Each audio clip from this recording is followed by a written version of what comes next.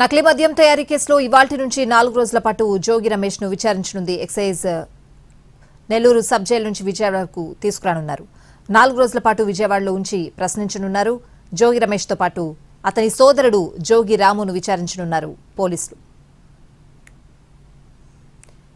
ఇదే కేసులో నిందితులకు విజయవాడ ఎక్సైజ్ కోర్టు రిమాండ్ పొడిగించింది. పూర్తి అప్డేట్స్ అడిగి తెలుసుకుందాం. మా ప్రతినిధి శ్రీకాంత్ ఫోన్ లైన్ లో ఉన్నారు. శ్రీకాంత్, నకిలీ మద్యం కేసుకు సంబంధించి నిందితుడిగా ఉన్న మాజీ మంత్రి జోగి రమేష్ ని, అదేవిధంగా ఇదే కేసులో నిందితుడిగా ఉన్న ఆయన సోదరుడు జోగి రాము ఇద్దరిని కూడా ఎక్సైజ్ పోలీసులు ఇవాళ నుంచి 4 రోజుల పాటు అయితే విచారించబోతా ఉన్నారు. కేసులో A18 గా జోగి రమేష్ ఉన్నారు, A19 గా ఆయన సోదరుడు జోగి రాము కూడా ఉన్నారు. ఈ నేపథ్యంలో నిన్నే వీళ్ళిద్దరికి డిమాండ్ ని డిసెంబర్ 9వ తారీఖు వరకు పొడిగిస్తూ న్యాయస్థానం ఆదేశాలు కూడా ఇచ్చిన నేపథ్యంలో నిన్న సాయంత్రం వీళ్ళని 4 రోజుల పాటు కస్టడీకి ఇస్తూ కూడా ఏసీబీ కోర్టు ఆదేశాలు జారీ చేసింది. దీంతో ఇవాళ ఉదయం వాళ్ళని నెల్లూరు నుంచి విజయవాడకి అయితే తీసుకువస్తా ఉన్నారు. మరి కొద్దిసేపట్లో అంటే 11-12 గంటల సమయంలో వాళ్ళు విజయవాడ చేరుకుంటారు. ఆ తర్వాత నుంచి 4 రోజుల పాటు విజయవాడలోనే వాళ్ళిద్దరిని కూడా ఉంచి ఎక్సైజ్ అధికారులు అయితే పూర్తి స్థాయిలో ఈ కేసుకు సంబంధించి విచారణ అయితే చేయబోతా ఉన్నారు. ఇప్పటికే కేసులో A1, A2గా ఉన్న అద్దెపల్లి జనార్దన్ తో పాటు